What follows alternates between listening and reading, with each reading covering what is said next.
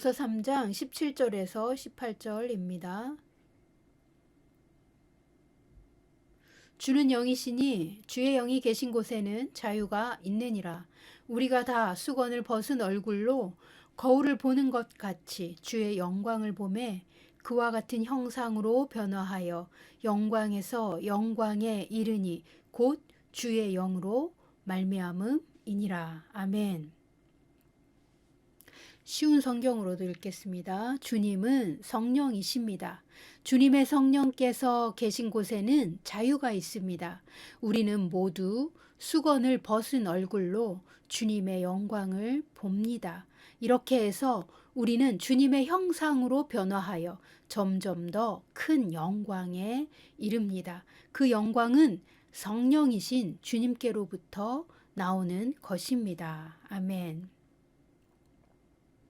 고린도후서 3장은 우리 믿는 자는 모두 주님의 영광을 보며 주님의 영광으로 인하여 우리도 주님과 같은 모습으로 변화하여 날마다 더 높은 차원의 영광을 향하여 옮겨가고 있다고 말합니다. 믿는 자란 그리스도의 영광을 날마다 바라보는 사람들입니다. 그리스도가 우리의 표대이십니다. 그리스도는 모든 믿는 자의 믿음을 완성하시는 믿음의 주요, 믿음의 완성자이십니다. 우리 마음의 믿음을 그리스도께서 출산하여 주셨고 그 믿음을 완성해 주십니다. 그런데 18절은 우리 모두는 얼굴의 수건을 벗어야만 주님의 영광을 볼 수 있다고 말합니다. 수건은 무엇을 의미합니까? 우리는 어떤 수건을 얼굴에 덮고 있습니까? 우리가 읽었던 본문 앞에서 보십니다. 13절에서 16절입니다. 우리는 모세가 이스라엘 자손들에게 장차 없어질 것의 결국을 주목하지 못하게 하려고 수건을 그 얼굴에 쓴 것 같이 아니하노라. 그러나 그들의 마음이 완고하여 오늘까지도 구약을 읽을 때에 그 수건이 벗겨지지 아니하고 있으니 그 수건은 그리스도 안에서 없어질 것이라. 오늘까지 모세의 글을 읽을 때에 수건이 그 마음을 덮었도다. 그러나 언제든지 주께로 돌아가면 그 수건이 벗겨지리라. 아멘. 모세 얼굴에 나타난 영광의 광채는 하나님의 영광을 본 사람이 하나님의 영광을 흡수하고 반사하는 빛이었습니다. 모세는 영광 그 자체는 아니었습니다. 영광의 본체는 오직 하나님 그분이셨습니다. 그래서 모세는 결국에 없어질 광채 자체에 주목하는 것을 막으려고 수건을 써서 사람들이 모세 얼굴의 광채 자체에 집중하지 않게 하였다는 것입니다. 그런데 오늘날까지도 사람들은 모세의 얼굴을 덮는 수건과 같은 그런 수건을 마음에 덮고 있어서 그 마음이 완고하여 하나님의 마음을 깨닫지 못하고 있다는 것입니다. 구약을 읽을 때에 하나님의 의도를 이해하지 못하는 것입니다. 그러나 누구든지 언제든지 주께로 돌아가면 그 수건이 벗겨지리라 합니다. 우리의 얼굴이나 마음을 덮고 있는 수건은 무엇이겠습니까? 두려움입니다. 죄인의 마음은 그 죄의 책임에 대한 형벌을 두려워하는 마음이 있습니다. 하나님의 거룩한 신성 앞에 서면 우리의 죄가 보이고 하나님 앞에서 의롭지 못한 상태가 보이는 것입니다. 그래서 하나님의 얼굴을 볼 때 정죄감과 형벌에 대한 두려움으로 그 얼굴을 회피하는 것입니다. 나의 죄가 폭로되고 죄책감이 자극받는 상황은 모든 인간에게 두려움을 줍니다. 하나님이 우리를 향하여 측량할 수 없는 긍휼을 가지고 계시며 우리를 기꺼이 용서하셨고 용납하신 분인 것을 진리로 깨닫지 못하면 거룩하신 하나님을 마주 대할 용기가 나지 않는 것입니다. 죄인은 의인을 싫어하고 피합니다. 수치심이 깊은 사람은 정직한 사람을 대적합니다. 거짓이 심할수록 선하고 정직한 사람들을 파괴하려고 합니다. 마귀는 죄책감을 느끼는 사람을 공격하여 마귀 안에 있는 마귀의 마음을 그 사람에게 주려고 조종합니다. 거절감, 분노, 수치심, 두려움, 미움, 반항심 같은 어둠을 마귀가 사람의 마음에 집어넣어주고 사람들이 하나님의 얼굴을 외면하도록 유도합니다. 하나님은 우리의 얼굴을 바라보실 때 우리의 연약함을 보고 화내시지 않습니다. 하나님은 우리를 미리 아셨고 먼저 우리를 사랑하셨고 용서하셨기 때문입니다. 하나님은 우리가 아직 죄인이었을 때에 그리스도를 십자가에 내어주고 우리의 죄를 용서하셨습니다. 마귀를 따라갔던 우리를 마귀의 저주와 죄의 속박에서 건져주시고 하나님의 아들로 복귀시키셨습니다. 합법적으로 우리를 고소했던 법조문을 그리스도의 피로 완전히 무효화시키셨습니다. 우리를 향하여 유죄라고 주장하는 마귀의 고소는 패소됐습니다. 우리의 사건은 무죄 판결을 받았고 완전히 끝났습니다. 우리는 하나님 앞에서 의인이요 자유자요 하나님의 법적인 친아들로 공표받았습니다. 그런데 우리는 구원이라는 엄청난 은총을 받고도 하나님이 우리를 벌 주고 때릴까 봐 하나님 멀리에 서서 눈치를 보며 얼굴을 보지 않고 고개를 돌리고 있는 것일까요? 하나님께 바라는 것은 많으면서 하나님 얼굴 앞에 가까이 와서 하나님께 우리의 사정을 직고하지 못할까요? 무자비한 폭군 심판관 앞에 선 죄인처럼 고개를 숙이고 처벌받지 않으려고 노력하는 것일까요? 하나님이 우리를 싫어하시고 우리에게 화가 나 있으시며 무자비하게 우리를 심판하실 거라고 누가 말했습니까? 내 존재를 못마땅하게 여긴 나머지 너는 제대로 하는 게 하나도 없다. 너가 어떻게 하는지 내가 두고 보려고 노려본다라고 믿게 하는 마음은 어디에서 왔을까요? 아무리 기도해도 응답하지 않을 거라는 불신은 누가 준 것일까요? 마귀의 계략으로 이 세상은 안전하지 않고 완전하지 않은 세상이 되었습니다. 한 사람이 태어나서 성인이 되기까지 아무 고난을 경험하지 않고 건강하고 건전하게 자라기는 기적과 같습니다. 부모가 아무리 자식을 사랑으로 양육해도 세상 도처에 있는 위기와 문제를 완벽하게 막아줄 수는 없습니다. 아무리 선한 부모도 자녀에 관하여 모든 것을 다 알고 완벽하게 대처해 줄 만큼 전능한 부모란 없습니다. 완벽한 부모도 없습니다. 완벽한 자녀도 없습니다.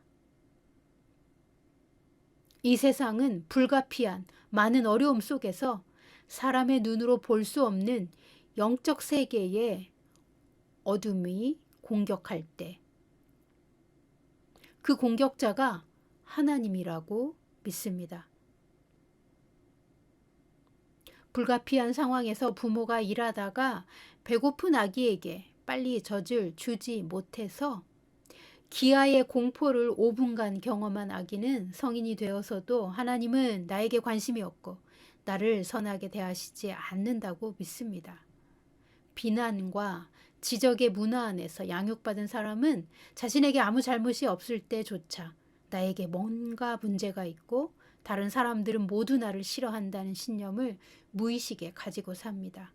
정죄감과 수치심이 우리를 속박하기에 우리가 구원을 받고도 하나님의 은혜를 온전하게 이해하지 못할 수 있습니다. 우리가 아무 잘못이 없는데도 정죄감과 수치심을 가지는 이유는 하나님을 만나기 전에 우리에게 하나님과 같았던 분들이 우리를 교육한 방식에서 비롯합니다.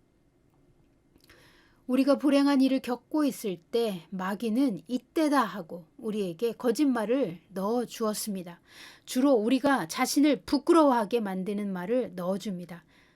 너가 바보라서 그렇다. 일이 이렇게 된 것은 너가 모자란 인간이라 그렇다. 그러니 부끄러운 줄 알아라. 이런 말들로 우리의 자상을 훼손했습니다. 그래서 우리가 우리 자신을 있는 모습 그대로는 사랑받을 수 없다라고 받아들이면 마귀는 우리가 하나님을 만날 때 하나님을 오해하고 무서워하고 그 얼굴을 회피하게 만드는 데 성공한 것입니다. 하나님은 나를 싫어하고 미워하고 벌을 주려고 한다는 두려움을 가지고 하나님을 오해하는 수건을 쓰게 되는 것입니다. 거절과 비난에 대한 두려움의 수건을 덮고 있는 사람은 하나님께 사랑을 받아내려고 많은 노력을 합니다. 사람에게도 오직 칭찬만 받을 목적으로 지나치게 열심을 내고 완벽하게 모든 것을 다 잘하려고 애씁니다.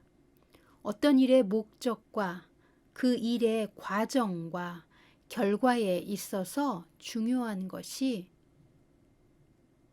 오직 얼마나 많은 일을 해냈는가, 모든 것을 얼마나 완벽하게 해냈는가에 집중하는 사람은 그 일의 목적이 칭찬받는 결과에만 집중된 것입니다. 모세가 하나님을 만나 어떤 말씀을 들었는지, 하나님이 그 백성에게 하시는 말씀이 무엇인지 내용에는 관심이 없고 모세 얼굴이 빛난다는 결과에만 주목했던 구약의 사람들처럼 말입니다. 성과 지향주의는 깊은 거절에서 나오는 열매입니다. 하나님과의 관계에서 나오는 믿음과 열심이 아닙니다. 하나님의 은혜를 받아들이고 정죄로부터 자유한 사람은 형벌받지 않으려는 두려움 때문에 열심히 일하지 않습니다. 그러나 성과 지향주의는 비난받지 않으려는 절박한 이유에서 완벽하게 일을 하려고 하고 오직 칭찬만을 받아내기 위한 목적으로 많은 일을 하고 완벽하게 일을 해내야 한다는 강박을 가지고 결과에 집착합니다. 조금이라도 실수한다면 나는 사랑받을 수 없다는 신념에서 나오는 태도입니다. 거절로 인한 수치심이 뿌리가 된 열심은 일을 탁월하게 수행하고자 하는 건전한 열정과 결이 다릅니다. 완벽하게 해내고 많은 일을 해냈다는 칭찬을 받는 것에 집중되어 있기 때문입니다. 칭찬에 집중되었다는 말은 사실상 조금이라도 지적이나 교정받는 말을 받아들일 수 없기에 전전긍긍하고 있는 것입니다. 자신을 너무 부족한 존재로 보고 있기에 부족한 모습은 결코 누구에게도 들키지 않으려는 처절한 노력인 것입니다. 조금이라도 부족하면 사랑받을 수 없다는 두려움과 조금이라도 실수하면 벌어질 수 있다는 압박에서 나오는 강박적인 열심은 일을 많이 하는 것으로만 존재의 가치를 증명할 수 있다고 믿습니다. 성과를 가지고 자신의 가치를 증명하기 위해 고군분투하기 때문에 완벽하지 못하면 벌어질 것이라는 두려움을 가진 속박입니다.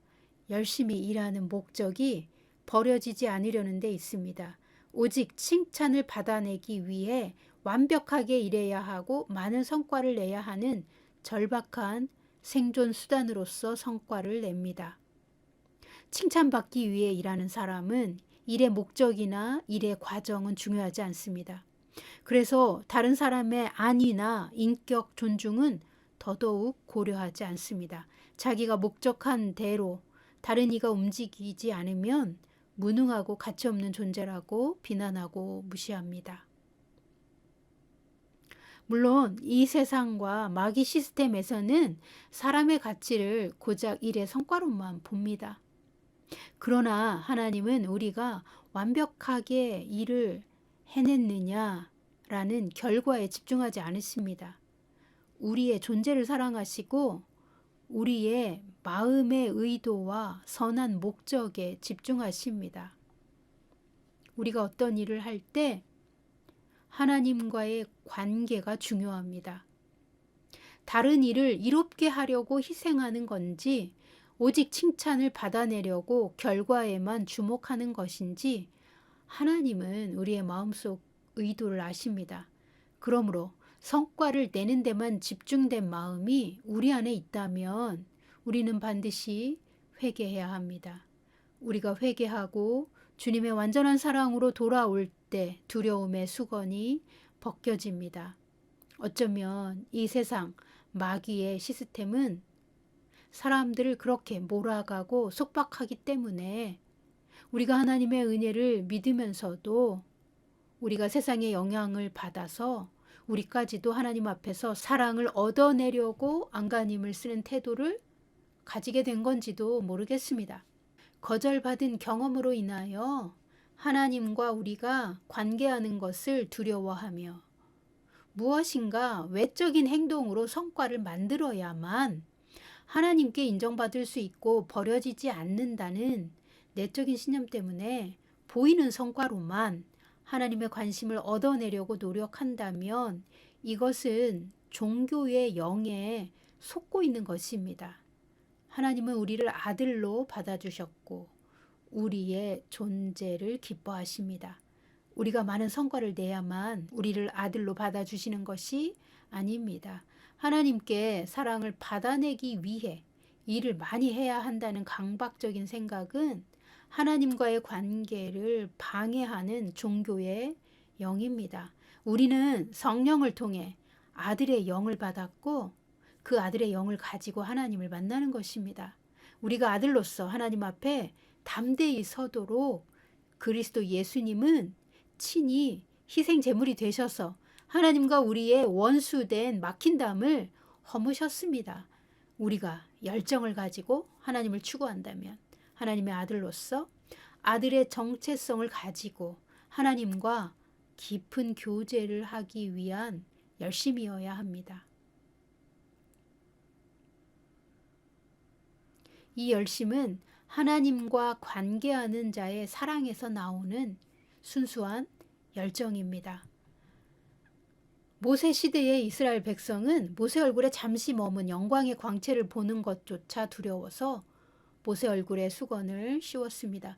그들은 하나님의 마음을 이해하지 못했습니다. 하나님의 사랑도 깨닫지 못했습니다. 형벌을 받을까 두려워했습니다. 오늘날도 구약의 백성처럼 얼굴에 수건을 쓰고 하나님을 바라보는 사람들이 있습니다. 종교의 영을 가지고 하나님을 바라보기 때문에 하나님의 얼굴을 보지 못합니다. 그들은 아들의 영이 아닌 종의 영을 가지고 있기에 하나님께 가까이 나아가지 못합니다. 그러나 성령님은 우리의 얼굴을 덮고 있는 수건을 벗겨주시고 우리가 주님의 얼굴을 바라보도록 자유를 주십니다.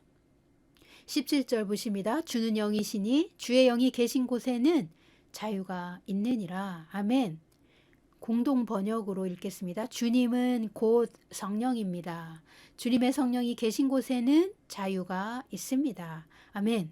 구약이나 오늘날이나 우리 얼굴을 덮고 있는 수건을 벗기기 위해서는 주님께로 돌아가야 합니다. 16절 그러나 언제든지 주께로 돌아가면 그 수건이 벗겨지리라. 아멘.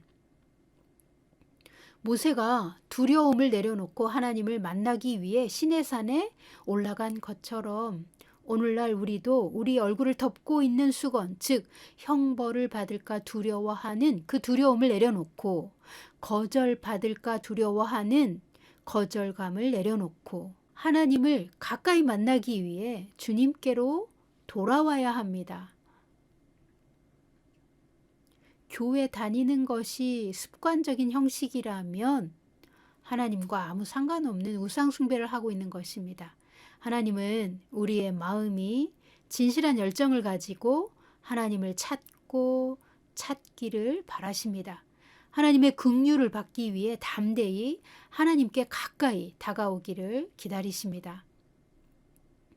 우리가 믿음으로 하나님의 얼굴을 바라볼 때 모세의 얼굴에 임한 영광의 광채처럼 우리의 영혼에도 하나님의 영광의 빛이 임합니다. 우리의 얼굴도 하나님의 영광을 반사하는 거울처럼 빛이 나는 것입니다. 우리가 주님을 바라보면 우리도 주님을 닮습니다. 우리가 매일 성경을 읽고 기도하며 주님을 묵상하고 주님을 바라보면 바라볼수록 우리의 영혼은 주님의 영광으로 채워지고 이 영광은 어제와 오늘과 내일이 매일 다르게 새로운 차원으로 변화하여 마침내 우리의 영혼은 예수님의 분량까지 성장하는 것입니다. 우리 안에 계신 성령님은 우리가 그리스도의 형상으로 변화받도록 영광에서 영광으로 매일 더욱 우리를 채워주시는 주님이십니다. 우리는 하나님의 영광을 이미 우리의 영에 받았습니다. 우리의 영은 하늘에 속한 존재이며 하늘의 속성을 가지고 있습니다. 우리의 혼이 이 세상 신의 거짓말과 속임수에서 벗어난다면 우리의 영은 하나님을 향하여 독수리처럼 비상할 것입니다.